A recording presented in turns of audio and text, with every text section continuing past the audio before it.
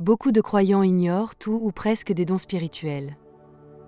Ce n'est pas qu'ils ne sont pas importants, mais bien souvent, les églises n'en parlent pas, ou alors très peu, parfois par peur des abus, parfois par manque de connaissances. Pourtant, les dons spirituels ne sont pas des options pour les super chrétiens. Ce sont des outils que Dieu donne à chaque croyant pour édifier l'Église.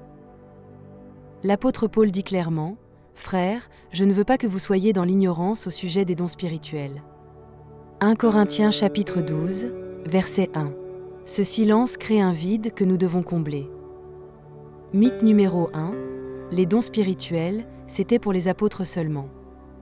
C'est une idée répandue, les dons auraient cessé après le temps des apôtres. Mais cela ne tient pas bibliquement. Dans 1 Corinthiens chapitre 13, verset 10, Paul dit que les dons cesseront quand ce qui est parfait sera venu, une référence au retour de Christ, pas à la fin de l'ère apostolique.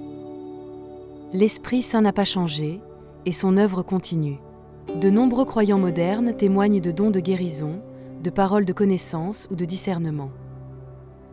Dieu ne fait pas exception de personne. Ce mythe limite l'action de l'Esprit et empêche l'Église d'expérimenter sa plénitude. Les dons sont pour aujourd'hui. Dans Actes chapitre 2, verset 39, Pierre dit que la promesse du Saint-Esprit est pour vous, vos enfants et pour tous ceux que le Seigneur appellera en aussi grand nombre. Cette déclaration englobe toutes les générations. Les dons spirituels sont donc pour aujourd'hui. Le problème, ce n'est pas que Dieu a arrêté de donner, mais que beaucoup ont arrêté de demander ou de croire. Des églises qui redécouvrent les dons voient des vies transformées, des malades guéris, des prophéties encourageantes. L'Esprit agit toujours avec puissance pour glorifier Jésus-Christ et non pour produire du spectacle. Mythe numéro 2. Les dons sont automatiques si tu es chrétien. Beaucoup pensent que le simple fait d'être chrétien signifie qu'on exercera spontanément un don.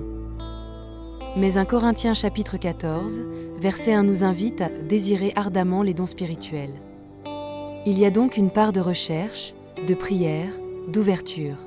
Comme tout ce qui vient de Dieu, les dons se reçoivent dans une relation vivante. Dieu respecte notre liberté, il ne nous force pas à opérer dans un don.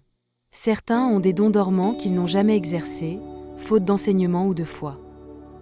Ce mythe crée passivité et frustration, alors que Dieu attend que nous collaborions avec lui. Les dons sont distribués selon la volonté de l'Esprit. Dieu donne les dons à chacun comme il veut. Ce n'est pas une question de mérite, mais de mission. 1 Corinthiens chapitre 12, verset 11 le dit clairement, « Un seul et même esprit opère toutes ces choses, les distribuant à chacun en particulier comme il veut. » Cela signifie que nous ne choisissons pas nos dons, mais nous pouvons les désirer et demander à les comprendre. Il n'y a pas de hiérarchie entre les dons, car tous servent à l'édification du corps de Christ. Ce que tu reçois est précieux, même s'il te semble petit aux yeux des hommes. Mythe numéro 3. Seuls les pasteurs ou leaders ont des dons. C'est l'une des erreurs les plus courantes. Beaucoup pensent que seuls ceux qui prêchent ont des dons spirituels. Mais 1 Pierre chapitre 4, verset 10 nous dit « Comme de bons dispensateurs des diverses grâces de Dieu, que chacun de vous mette au service des autres le don qu'il a reçu. » Oui, chacun a reçu un don. Un témoignage frappant. Une sœur, timide et discrète, avait un don de discernement puissant, mais elle pensait que c'était réservé aux anciens. Quand elle a commencé à l'exercer, elle a protégé son Église de nombreuses erreurs spirituelles. Ne te sous-estime pas. Tous les croyants sont appelés à exercer un ou plusieurs dons. La Bible est claire, chaque membre du corps de Christ a une fonction. Romains chapitre 12, verset 6 dit « Nous avons des dons différents, selon la grâce qui nous a été accordée. » Cela inclut tous les croyants, pas seulement les prédicateurs. Certains ont des dons de service, d'autres de foi, d'autres encore de prophétie ou d'encouragement. Il ne s'agit pas de charisme naturel, mais d'une grâce surnaturelle donnée pour bénir. Quand chaque croyant fonctionne dans son don, l'Église devient vivante, équilibrée et puissante. Une Église où seuls les pasteurs opèrent est une Église diminuée. Mythe numéro 4. Si j'ai un don, je peux l'utiliser comme je veux. Un don n'est pas une licence pour faire ce qu'on veut. Il doit toujours être exercé sous la direction du Saint-Esprit et dans l'amour. 1 Corinthiens chapitre 13, verset 2 prévient « Quand j'aurai le don de prophétie, Si je n'ai pas l'amour, je ne suis rien. L'amour est la boussole. Malheureusement, certains utilisent les dons pour briller, pour manipuler ou impressionner. Cela crée des abus, et beaucoup se méfient des dons à cause de ces dérives. Mais le problème, ce n'est pas le don, c'est l'orgueil. Dieu nous confie ses dons, mais toujours pour servir, jamais pour dominer. Les dons fonctionnent avec humilité et maturité. Un don spirituel n'est pas un signe de maturité spirituelle. Tu peux prophétiser et pourtant être immature émotionnellement ou spirituellement. Paul écrit aux Corinthiens, « Vous ne manquez d'aucun don », 1 Corinthiens chapitre 1, verset 7, mais leur Église était remplie de divisions. Le caractère est donc essentiel. Un témoignage courant, un jeune homme qui avait un don de guérison, mais manquait d'amour blessait plus qu'il ne guérissait. Il a dû passer par un brisement pour comprendre que le fruit de l'esprit est aussi important que les dons. Les dons sont des outils, pas des trophées.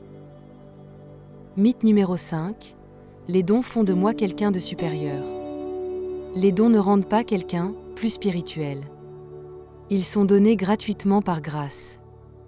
Paul dit dans 1 Corinthiens chapitre 4, verset 7, « Que as-tu que tu n'aies reçu? Et si tu l'as reçu, pourquoi te glorifies-tu » Se glorifier d'un don est un contresens. C'est comme un serviteur qui se vante de l'outil que son maître lui a prêté.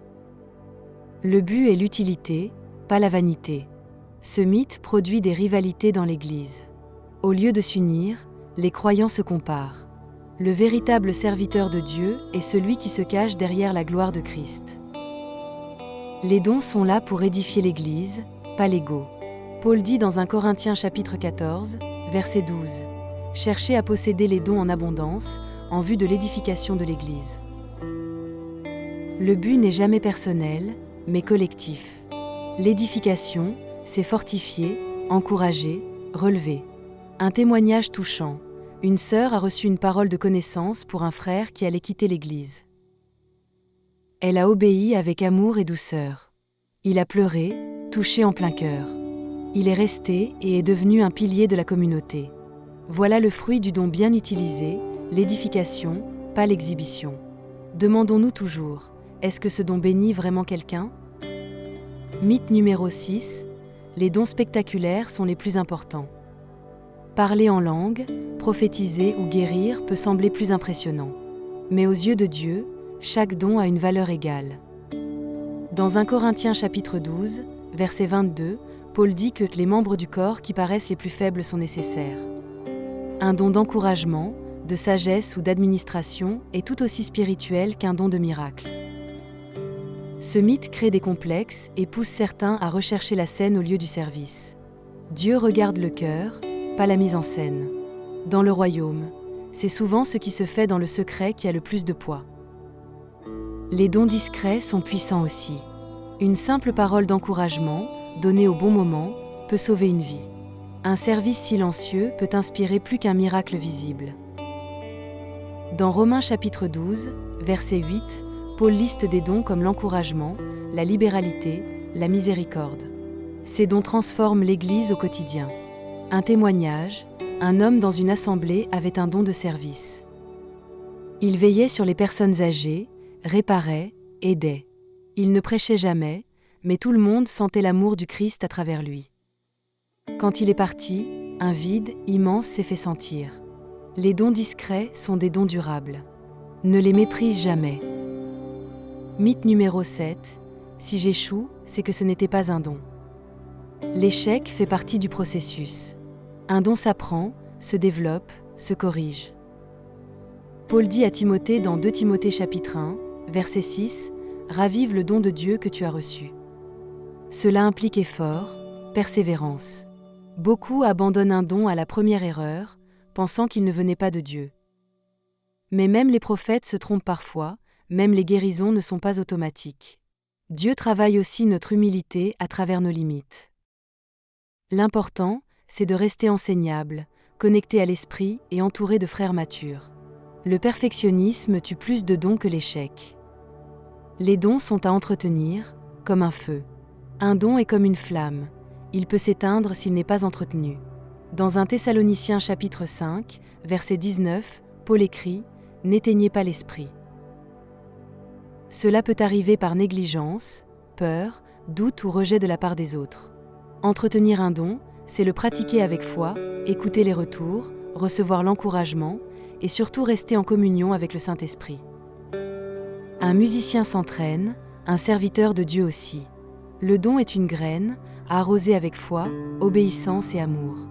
Si Dieu t'a confié quelque chose, ne le laisse pas s'éteindre, ravive-le avec passion. Le temps est venu de briser les mythes et de réveiller les dons.